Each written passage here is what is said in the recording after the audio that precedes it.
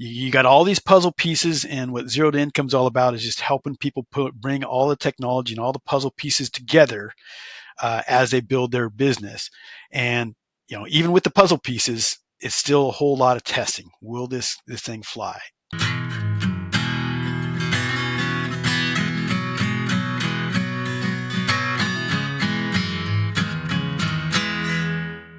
Hey, welcome to 10X Your Team with Cam and Otis. We're a father-son leadership podcast where we talk with other lifelong learners about making an impact and solving big problems. And folks, as we do, we always do our audio checks and things like that. And I restrained from the boom because we're here comes the boom popped into my head. Because yes, when I'm working out in the morning, I got that kind of playlist going. Rob Zombie, Metallica, angry white boy music. Not that I'm doing angry workouts anymore, but it makes me feel like I might be doing an angry workout. So really helps you crush that plank or whatever it is while you're doing PT. Yeah, that's right. That's right. when I'm doing my yoga to Metallica. I'm laughing because I do the same damn thing. Yeah. Oh yeah. It's not your standard home with the chings and the little incense burner. No, not Notice's gym. We're rocking it out, man. We were doing our downward dog and whatever those other things are called. There's your business idea for the next Monday Moments, Dad. Hard rock yoga. There, yep. You know what? You could drop one of those. I bet we could find the right place to drop one of those. All jokes aside, Sean, you in on this plan? We could go three ways on this. I'm in on it. There's a niche for us. There you go. Yeah. And I can think of a location. I don't have a building, but I can definitely name a location down close to Fort Carson. Mm-hmm. Oh yeah. Them young soldiers, get them doing some hard rock or heavy metal yoga. That's what we're going to call it. Heavy metal yoga. You heard it here, folks. So when you see it out there driving down through your neighborhood and you see that, you just know that the franchise started right here on 10X Your Team. Yes, sir. And I got to add one more idea on that while we're just in the ideation here, having fun. Come on, 3 entrepreneurs. What's more fun than this? But I think we got to go out to Seattle because that's grunge birth area. Plus Northwest, you get a little bit of that hippie in them. I think there might be a cross section right there. Yeah. And Sean, that's your neck of the woods too. Our neck of the woods is just north of us, and I'm thinking, I'm just imagining this target audience also. Hard rock yoga. Oh yeah. I don't know if we're focusing on the military guys. I don't think we're going to have much of a male audience, but I imagine we'd have quite the female audience. Oh yeah. Well, you'd be surprised. You'd be surprised at the fellas. This is true. What draws them in. Yeah. It would only take maybe 1 or 2 of them female hard rockers. Yeah. You'd have about 15 of them young men coming in.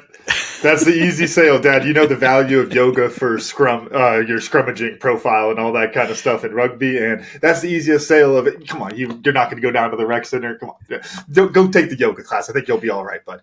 I'm going to crack up if I start seeing videos for hard rock yoga. Well, and you know what?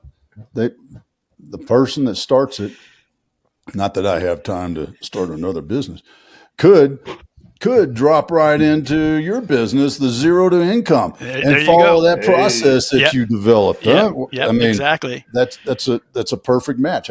I mean, I love a segue that just comes King naturally. of the segue. Oh yeah. I love it. So, yeah. Well, and so what would that tattooed up dude what kind of haircut you got? I guess, are you mulleting a hard rocker? I think it might be like a mullet man bun situation with the yoga cross connection, a man bun. I don't know if that actually exists. I'm just spitballing. I don't know if that's a possibility, but what would they do? If they were to call you up, Sean, and say, "Hey, I got this idea, calling it hard rock yoga. What do I do?" What do I do? Yeah, I think the biggest thing for anybody, and you guys are well aware of this, is looking at how are we going to build the audience, and how are you going to get your message out there, because you're going to have two ways to go here. You can pay to play or go the long route, which is just content, and build your audience up. And so much of this is just testing. You talked about very early on lifelong learners.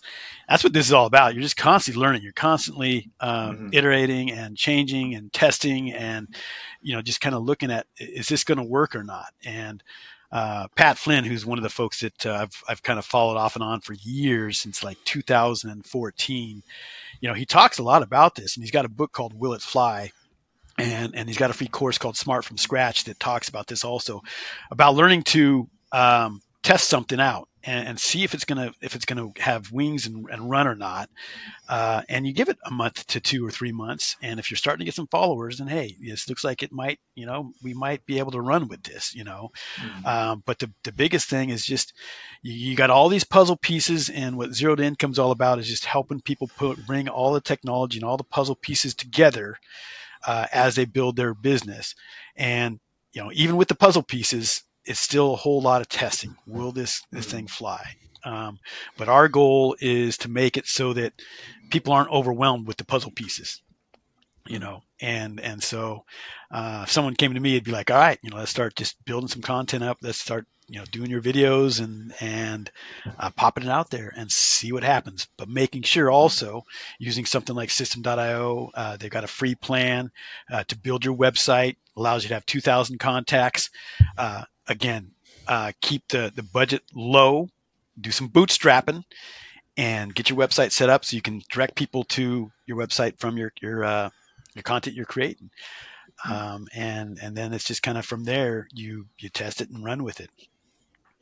I think for I want to stick with our hard rock yoga There you go. analogy, or you know what, we're just going to have a full on business plan by the time we're done with this. But I think that's a nice little case study to work through some of these things, actually, as you're talking there, Sean. Yeah. And the thing that's coming to mind for me is you talk about marketing and trying to be smart with the budget while marketing, and that's a whole animal there, of course. And I want to tackle that animal. I guess I don't know about that analogy, but tackle that animal for a little bit at least. Yeah. And one of the things that I think is really difficult for a lot of entrepreneurs is if you're really coming in with a new idea, a really good new angle on something, you're shaking things up a little bit. Now you're into what I always call like education marketing, to where you Yeah. even have to get people aware of what the heck you're doing. Uh-huh. Hard rock yoga, I think we might fall into that vein there. So Sean, what are we going to do with hard rock yoga to get people aware and educated on what we're doing out there down by Fort Carson, Colorado Springs? I, Pause. I, yeah, go ahead, Oh, Otis. pause. Sorry. No, he said. So hard rock yoga, how would we tackle this and to educate folks? And I think probably the thing that comes to mind that I think would be the route to go would just be doing the videos of you actually doing the yoga with the hard rock blaring. And then a lot of it, like you and I kind of found each other through Facebook groups, going into Facebook groups, focusing on your niche, your yoga niche. You might go and try and find some hard rock niches and then mesh those two. Hey guys, I'm into hard rock as well. Have you ever thought about doing yoga with your hard rock? But you could actually go two different routes there. But going in there, and if you've got your content on your Facebook page, give people an opportunity if we call it stalking, if they're going to stalk you, hey, who's this hard rock yoga guy all about? And they go to your profile and they see, oh, he's got these videos of him doing hard rock yoga, and you're just getting the message out that way. And then, of course, you might go and identify some podcasts that you can go and be a guest on and get out there and talk to folks about hard rock yoga in the podcast world. I think is a couple of the avenues that I would look at. And the beauty of those is they don't cost you anything. Nope. I think that's that's the foot stomper is, yeah, you're going to spend some time doing some research and joining a group and then realizing, well, there ain't nothing really active in that group, and then joining another one, and it may freaking explode. I mean, Mm-hmm.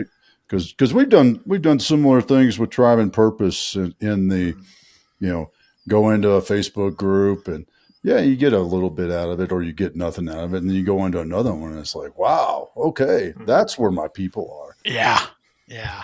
You know, and Pat Flynn talks about that also. You know, when you're testing an niche out to see, hey, do I even enjoy this? You know, you go into a Facebook group and you're going to get a feeling for, yeah, I like this. I like these people. I can run with this, and it's something I would enjoy doing. I could Mhm. serve others here and really get. It would be rewarding. You know, where it could be going to Facebook group and notice, like you're saying, this is dead, or these people, you know, are just not my kind of people. This isn't going to work. I don't think I want to be dealing with people like this day in and day out. You know, and so Mhm. yeah, you know, it's amazing, and it goes back to that testing. You know, let's go Yeah. and check out this Facebook group and see what Oh, happens. yeah. You Yeah, know, you don't have to walk the streets and knock on doors like you used to in order to test out a product, right? yeah, Uh, it's just flashing back to high school walk, the people with the clipboards in the shopping malls, right? They were testing out products and yeah, ideas. Some company had hired them to stand there, and now, man, you go to Facebook and you start to just see what happens, right? yep, yep. So true. Yeah, and I think there's an interesting piece there talking about, the bootstrapping and building up with the business, talking about the smartest way to go about that. I think one piece I'd be interested to hear your thoughts on, Sean, is how exactly to go about that. So, let's say, again, take our hard rock yoga example, right? Yeah, So, and actually, Dad will keep using you as the example because you're like, oh, I don't got time to start another business right now. So we don't want to start another business right now. We want to build this up in a couple of years, year or two, let's say. Once you got pocket that are going and you got other people managing it and stuff, we're all good there, right? So, what are your thoughts, Sean, on a slow build up marketing wise to kind of get with that? Because the number one thing we're talking about organic marketing. hmm Organic marketing takes time. Dad, the Veteran Edge conference, how cool was it to walk up and people are like, oh my God, that's Otis. I've seen him with the whiskey and cigars. That took us a long freaking time to get to that point, right? So those things take time. Is it one of those, hey, don't quit the day job. Dad, keep running Popular for 5 more years. Let's build this up and then make a big jump. What are your thoughts there, Sean? And the best way to go for the best bang for your buck there? Yeah, you definitely touched on something because it could take 3, 4, 5 years before you've Mm-hmm. really built that audience up and get to the point where you've built your brand. It's like there's the whiskey and cigar guy, that's Otis, and they know you, and that can take some time to do. And I think that the build up there, when someone's starting up, is again when we're talking about bootstrapping, is again just looking at not putting a ton of time and not necessarily time but money into things that are just going to drain your finances, and Mm-hmm. I'm thinking tools out there like Kajabi that are $150 a month just to start. But Sean, I I'm selling a course. I need to build it on Kajabi. you can go with System.io, the free plan. You can have a course as big as you want, and it's free, Yeah. and full on course. There's no fees. You connect your Stripe account, and yeah, you're going to have your Stripe fees, but some of the other programs, and Kajabi might even do it. I know Podia does. They charge you on top of the Stripe fees. They also charge you transaction fees on the Podia side, and Mm-hmm. so now you're looking at 14-15% just in fees right off the top. So you got to really look at all that. But I mean, I had a client that was going through a program on how to do. Um, this was not an evergreen webinar. We did an evergreen webinar for her, but this was for a webinar launch, and she paid some pretty big money to go through this course on how to do a webinar and do a live webinar.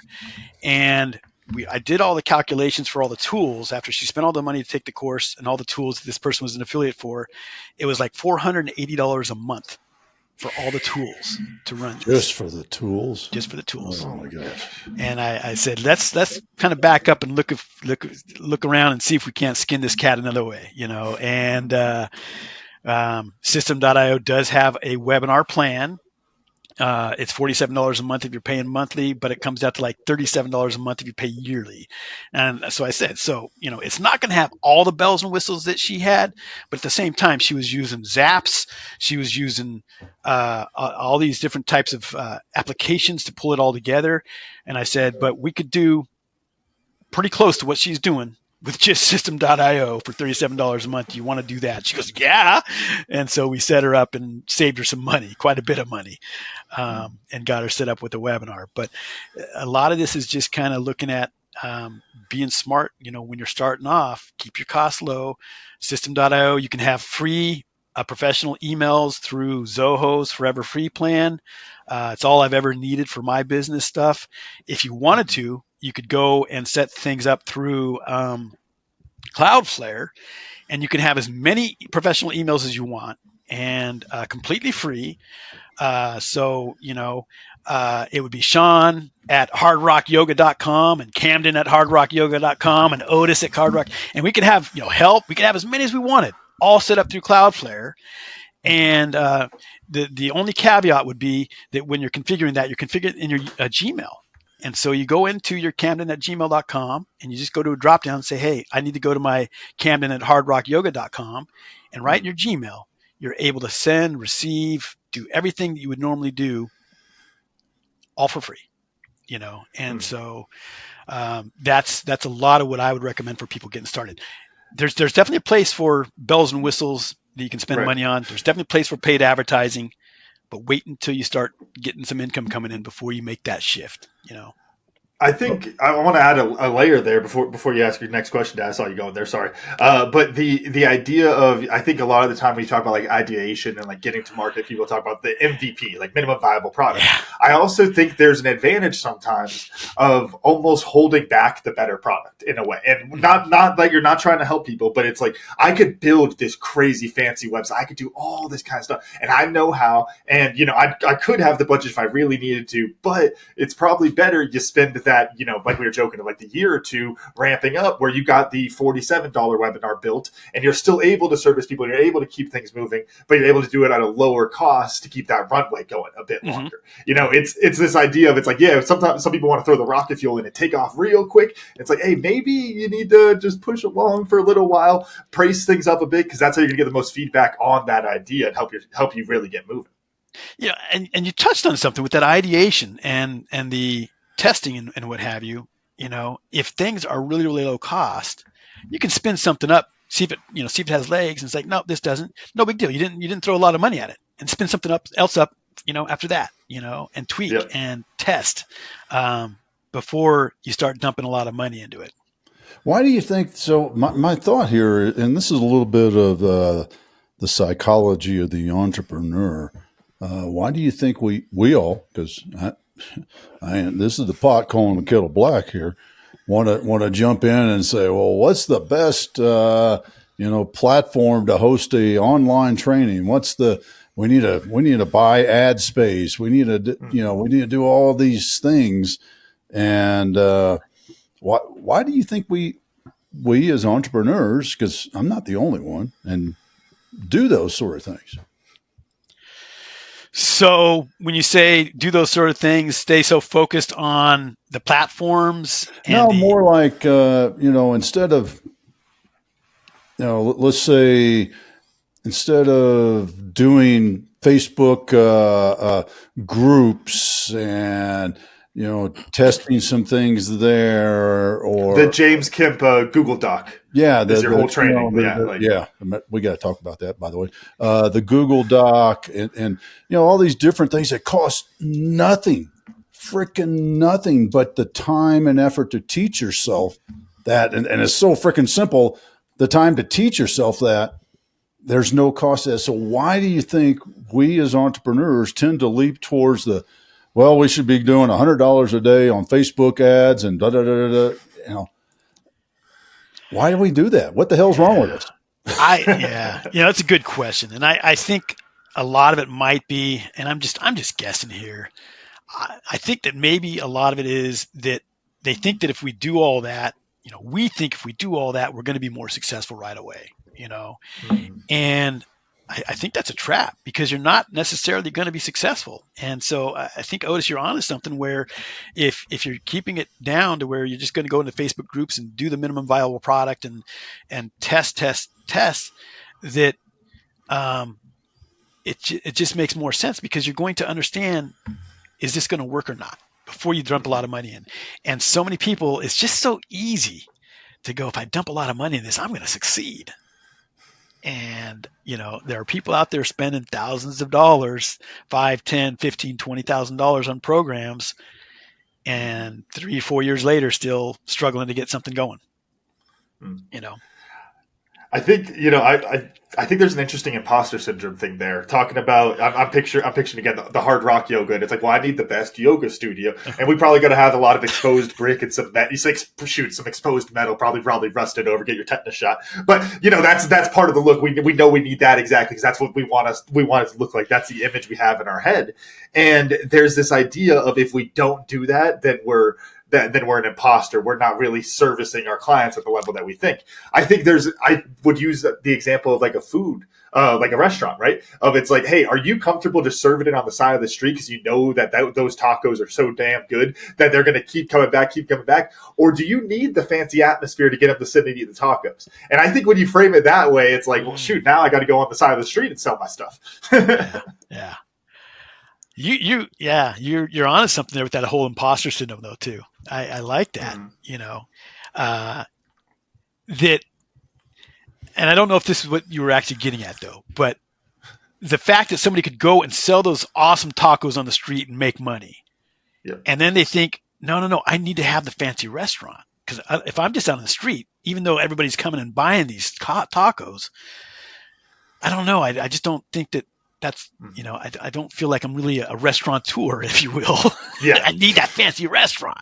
I'm just an imposter. And I look at the hard rock yoga. I've never done yoga. So talk about imposter syndrome.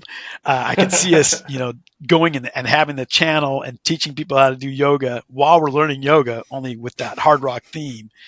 But talk about imposter syndrome there, and so, yeah. And I think that brings to mind, again, going in favor of the idea of kind of doing a really slow ramp up, to really getting going on the business, that year or so of content is one. It's like we've talked about with the podcast, Dad, of just getting used to it, like how advantageous it is of that first, 30 episodes or so where we weren't fully switched on. We didn't have everything quite right. And I'm forgetting my questions all, halfway through and stuff like that. Like there's all sorts of things that happen there. And I think it really just comes back to understanding the self-leadership side of things. Because if you know what your vision is, you know what your purpose is, you know what your mission is, you have that alignment, then you are going to recognize that where you're at, even if you do want that fancy restaurant, that fancy yoga studio that still has exposed metal because it's cool and it's rock and all that, if you know where you're going with that, you can see how you get there. And I think that's the important piece, is recognizing the journey there. And when you have that, then you're much less likely to get so caught up in, what I would call the Freebird effect. Not to mix too many analogies in here, but the idea of you pick up the guitar and you want to play Freebird, and if you just keep going there, it's like, then you're never going to get there. You're going to get burnt out. But if you go, it's like, well, I'm going to play Hot Cross Buns, and I'm going to play Smoke on the Water, and then I'm going to play Ballad of Curtis Lowe, and I'm going to get all the way up to Freebird eventually, then that is a much more sequential way of looking at it, and you can get those wins along the way. Dad, I'm going to push to you. I would love to hear your thoughts from some of the clients you've worked with, in the non-yoga examples of this, of setting up the plan like that, so you still have this awesome thing you're working towards, even if you ain't going to get there anytime soon. Yeah, I think it's what it boils down to is measuring progress, and having, what I always talk about is, you've got your vision. If you have a vision, then you can create a plan, and your plan has goals, and your goals are broken into objectives, and your objectives are broken into tasks, and your tasks are broken into action steps, and right down to what the hell are you doing this afternoon? And if you can just look at the little parts and pieces, the small victories that move you a little bit closer, and realize that, yeah, I didn't make it a mile today, but I made it an inch. I made it 2 inches. Man, what was I listening to? Jim Collins' book, Not Good to Great, but and Great by Choice is this, and I just love this because I've done so much of this in my life, is the 20-mile plan. And the 20-mile plan is each day, if I'm going to walk from San Diego to Holton, Maine, if you don't know where Holton, Maine is, the farthest northeast place in the United States, uh, if I'm going to walk that distance, the best way to walk that distance is that every day, no matter what, I get up and I do 20 miles and I do 20 miles. If it's raining, I do 20 miles. If it's snowing, I do 20 miles. If it's sunny, I do 20 miles. And I just do 20 miles. I'm going to get there a lot faster than the guy that goes, oh man, it's beautiful today. I'm going to run 100 miles. And when you start thinking about yourself and your business, and this is where the analogy was going towards, is, well, what is the 20 miles that I need to do today? And every single day, I need to do those 20 miles. Is it I call 5 people? I write, 6 paragraphs, whatever it is. Because think about writing a book. That's another great place to do the 20 miles. If I can write 1,000 words a day, just 1,000 words, that's nothing. That's a half hour at most, right? Yeah. If I write 1,000 words a day, by the end of the week, I've done 7,000. By the end of the month, I've done 30,000. Holy crap. Think about somebody do the math for a year. What is that, like 365,000. That's a big fucking book. Oh, wait, so you said, yeah, there you go. That's a big fucking book. I got that right. 365,000. Right? Yeah. Oh, yeah. I mean, wow. So I think going back to it, Camden, when you think about that startup, and we can't, if we try to do that sprint from the start, and we dump $100 a day on Facebook, and we're paying for this high end tool and that high end tool, well, you might get lucky. Everybody gets lucky, right? I mean, you can win the lottery too. Yeah. Right? I mean, it's about that probability. Yep. But if you say, these are the tasks that I'm going to execute each and every day, and every business and every organization is going to be different. But if you do that and you're consistent, oh hell yeah, you'll get there. That's huge. Wow. Every entrepreneur should be watching this right now and taking what you just said, Otis, to heart, because that really is what it comes down to. Breaking it down, like when I had an Amazon business, part of that is reaching out. You need to find products to sell. And so you need to reach out to companies. I really like this mug. Who makes it? Okay, I'm going to reach out to them and see if they'll allow me to carry it and sell it on my Amazon store.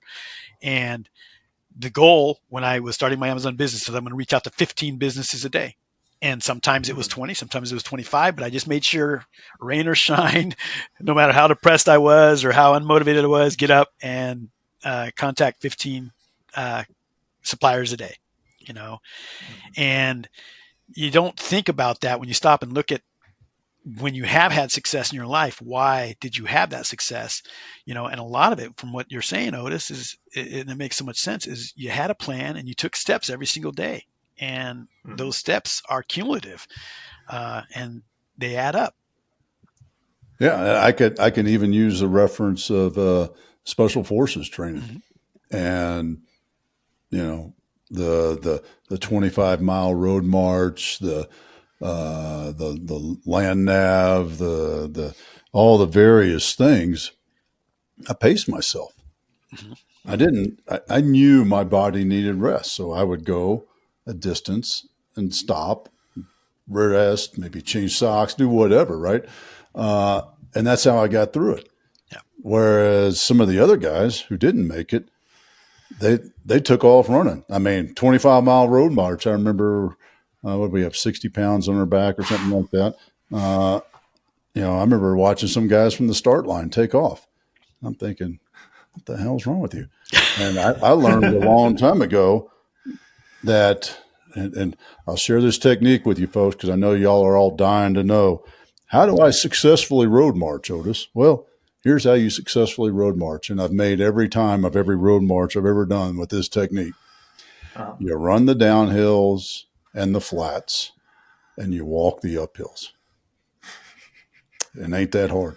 Or if you're in Kansas, and it's really flat and you can see like 25 miles straight ahead, then choose the telephone poles. Run two, walk one, run two, walk one. It's the Uh-huh. 20 mile a day approach. And Mhm. that's how you do it. I mean, it ain't that hard. Yeah. You just got to It figure out reminds what me. that 20 miles is for your business.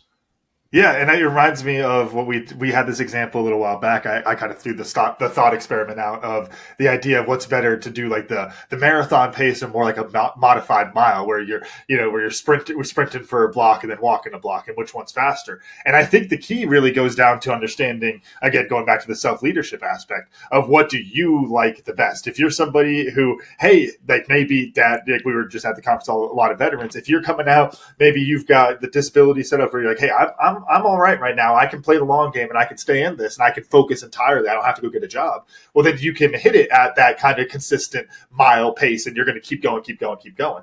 And sometimes you are, working that job like we were talking about for the hard rock yoga, and it's like, hey, you know what? It's Saturday at 2 p.m. I've got 4 hours before date night. I'm going to crush some hard rock yoga content, and that becomes your big sprint. I think when you understand this, and this goes back to, and this is, I think, the fundamentals of both of our coaching styles, Dad, is you have to understand yourself and experiment with things. John, just like you were saying with Zero to Income and, trying those different tools out. If you try to put yourself into someone else's box, whether it's a webinar tool or a leadership program, whatever it is, if you try to put yourself into a box, you are probably going to fail because it's not going to fit you exactly.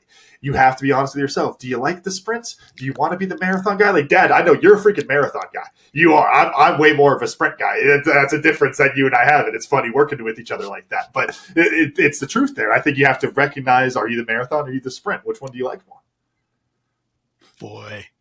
I'm looking down this next rabbit hole we could go down. Let's go down this rabbit hole. I love the fact that you brought up, is it something you're going to even do? Because I have a lot of Mhm. people, it's like, I don't like doing videos. All right.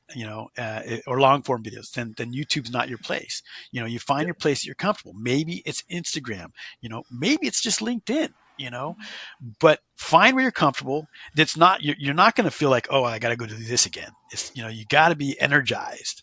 And if you can't see yourself doing that, then that's not the platform, for getting out there and building your audience that you want to be on, Yeah. and again, just realizing, are you the sprint guy or are you that marathon guy? I mean, that's huge too.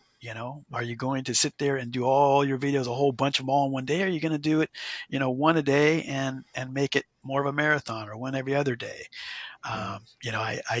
I'm along with Otis, and I think I'm probably actually even more of a marathoner. Where I've got a buddy of mine that very very active. He'll go for a bike ride in the morning. He'll go for a kayak he's in San Diego. He'll go for a kayak in the afternoon, and then he'll go for a run in the evening. And every day he's doing this stuff. And he's got hips have been replaced now, and knees have been replaced.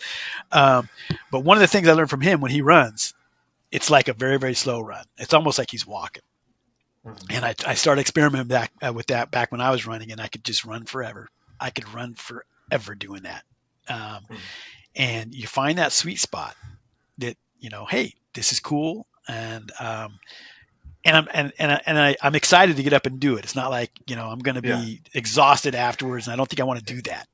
And that's the key of understanding this for you and your business is you don't want to wind up hating your business. You quit your job and started your own business because you hated your job. Now you wind up hating your business. You're right back where you started. It's not a good place to be. I actually had a question for you, Sean. Talk about rabbits. To finish Yeah. chasing a little bit of getting our hard rock yoga business plan together. So talking about putting and using Zero to Income, of course, to get up off the ground. So we kind of covered a lot of the marketing and social media website side of things, covered the more webinar. We're going to do some online classes. I know we're going to do some online classes, of course, with our hard rock yoga. Mhm. What are some other pitfalls that people run into where it's like, oh my God, you spent $2,000 on what? Why the heck? They do that on Facebook. What was the other thing you saw like that? Yeah, I think when you talk about pitfalls and dumping money into things, I think this would go into, why do we do that? I need to have a $1,200 camera to do my video. And it's like, folks, you grab your iPhone, and it's Mm-hmm. amazing the video quality that we have these days on our phone.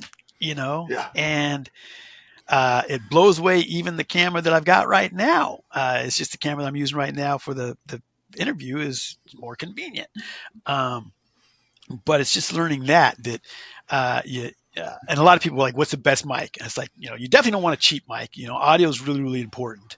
But you don't have to be spending $200, $300, $400 on a mic either.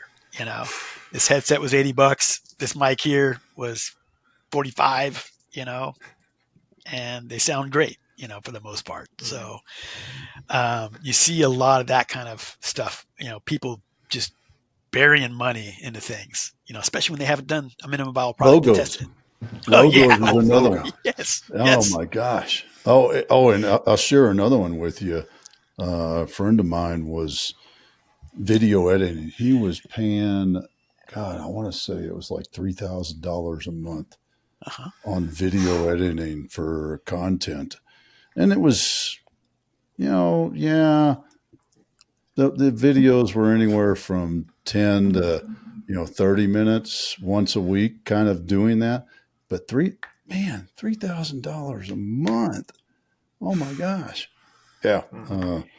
Needless to say, he got educated and stopped going down that path because, yeah, you're bleeding cash. And I think there's a great thing I think there's a problem set that the entrepreneurs, us, do is I'm using this tool.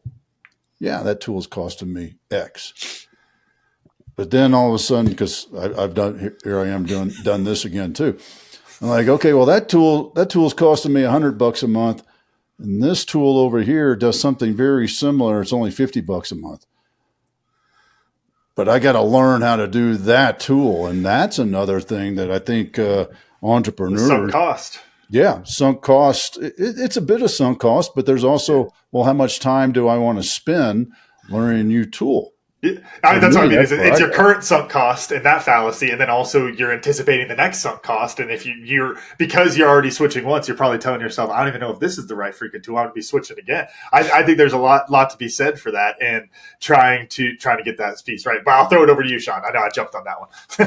Yeah, no, it's true. And there is you got to kind of pros and cons all this too, and you do see a lot of people jumping from tool to tool to tool because the shiny object syndrome uh, and again, zero to income we're definitely about bootstrapping, but at the same time, you know, what is the cost of having to go and now learn a whole new thing, spending time and think about that, Yeah. because, you know, you might just be better off continuing to use the tool that you're familiar with and you're comfortable with, because that's going to be huge too. We got a lot of folks. Should I use this for my video editing or this? Should I use DaVinci Resolve? Yeah, it's powerful, but it's powerful, and there's going to be a huge learning curve. Should I use Camtasia? Should I use Descript? And what it comes down to is which one are you most comfortable with? Um, and balancing that cost versus knowledge and learning curve. Otis, I think that we all have a tendency to do that. The next shiny Yeah. object, the next tool, you know. Oh yeah, And because we I all think the get other the thing, clickbait.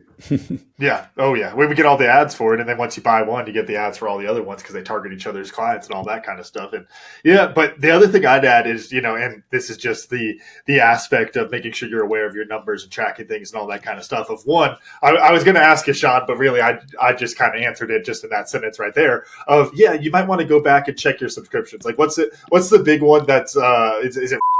That's the one that's all over now that it's like, hey, we'll go through and tell you how much you're spending. We'll go cancel all the old ones you're not actually using. Recognizing what you're actually getting out of it also. I think that's a really big key, and being able to look at your business and be like, okay, how much time am I getting out of this?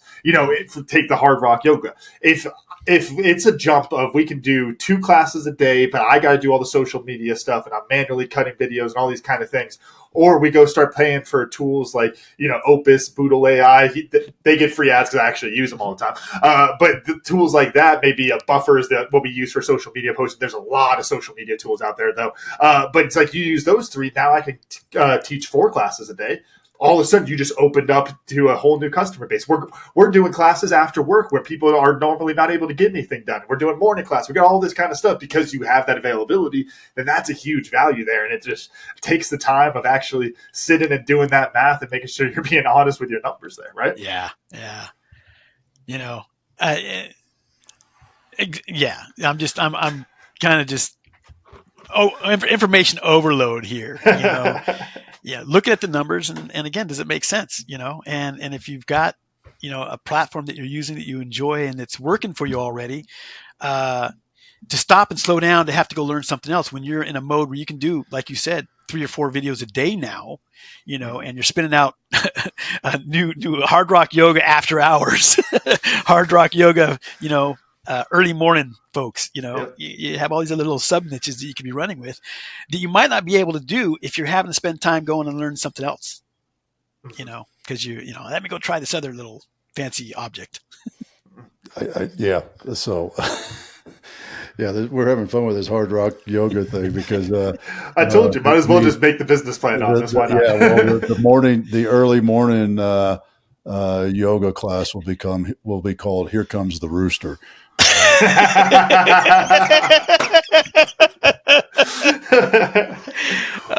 we go. Oh yeah, we're rolling on it. We're rolling, folks. I hope our listeners are taking good notes for us on this because, wow. So yeah, For the person out there who's going to run with this business plan, because we've had that happen once or twice, please call us. It's not nice to hear it from 3 or 4 folks down the communication chain that you ran with an idea. We love to hear that because we have fun coming up with these ideas. I know. Boy, and I'm just thinking that the podcast music for that. Here comes the rooster, and I mean, I don't think we could pull that off. I'm sure it's copyrighted, but But Sean, is that worth the money? Is that worth the money? That's the question. There you go. Yeah. Well, I mean, and I think what popped into my head is if you're not measuring these things, that's you have to measure where your expenses, where's your capital going, where are you spending it. Then you have to measure what's the results you're getting. Mm-hmm. If it's something that saves you time, okay, then what's the value of your time? You can do those ROIs. You can literally say, well, I'm $100 an hour guy. Okay, so every hour I get back, if I've got a tool that costs me $50, it saves me an hour, then I'm making $50, right? Entrepreneurs don't do math that way. You have to look at the value of your time. Entrepreneurs look at it as, well, I'm doing it. That's I think it's, and I haven't read it. The book Pay Yourself First.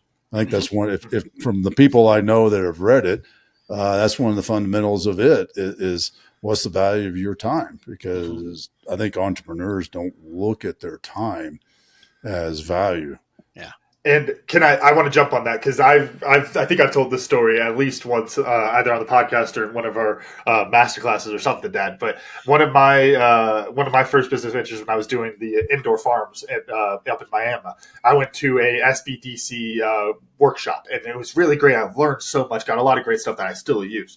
There was one exercise that almost made me quit that day, and it was when they had you calculate how much you're paying yourself an hour. And I went through and I was like, well, I've made about $250 and I've been here for 3 months. And I started doing that math and I was not very happy. And so I think that's where folks, when you are early on, think about the opportunity cost, not just the literal cost of your labor. That is a very important distinction there of I can go do these other things. I can go knock on some doors because I'm not posting on social media. That kind of stuff there. That's the big difference because I don't want people quitting. I don't know. That I remember calling you after that, Dad, just being like, that was the most depressing exercise that I've ever done. I'm making less than a penny an hour out here. Yeah, I was just thinking the same thing. I didn't even calculate that, but I'm thinking, I'm making 25 cents an hour. But yeah, it comes down to I'm making about a penny an hour here. But and I've done this with my other business, the Pocket Litter. I track my hours and I put a value of my hours. When I was doing business development consulting, I was $150 an hour. I'm a pretty low cost consultant in that world. So I use that as a value per hour. Yeah, I'm not paying myself that, but I'm tracking the ROI. Yeah, have a benchmark. It's still part of the expenses of the business. even though you may not be running payroll to give yourself a check, but you got to be tracking what you're doing to really see, well, what's the value of the business? Is the business truly making money? Because if you're not taking a paycheck, then the business is not making money. Mm-hmm. Don't Yep. fool yourself. Yep. Yeah. Yeah. So, yeah, I know. Mic drop, right? Yeah. Well, and just to kind of wrap it up before I jump into the what'd you learn? How do you? I'm curious, Sean. How do you spot people that are struggling in those spaces?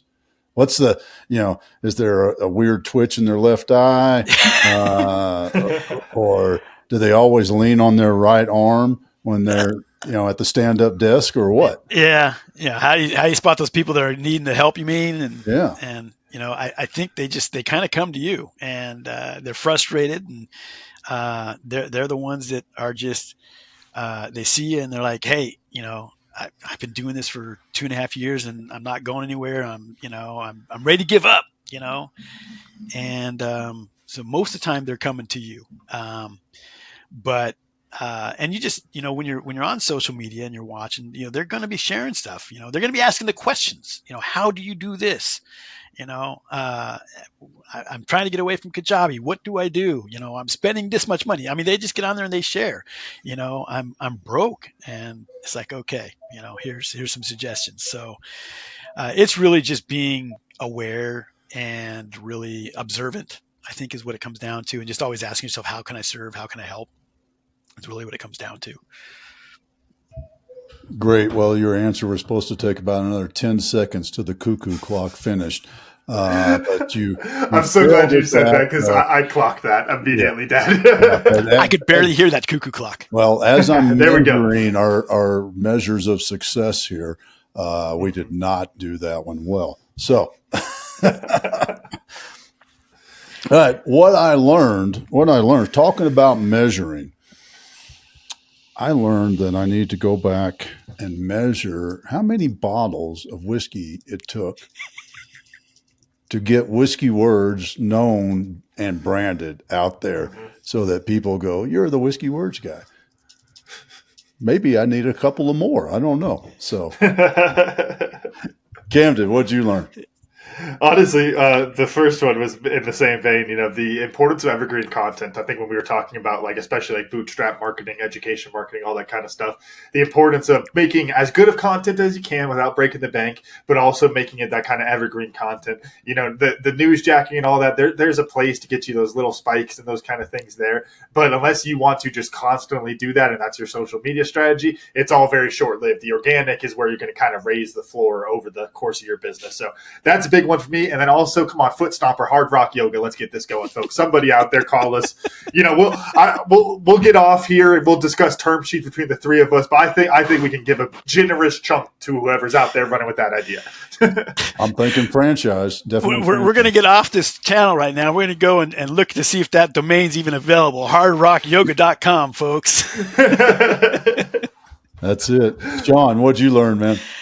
Otis, you were talking about creating a vision, creating a plan, creating the tasks, what action steps.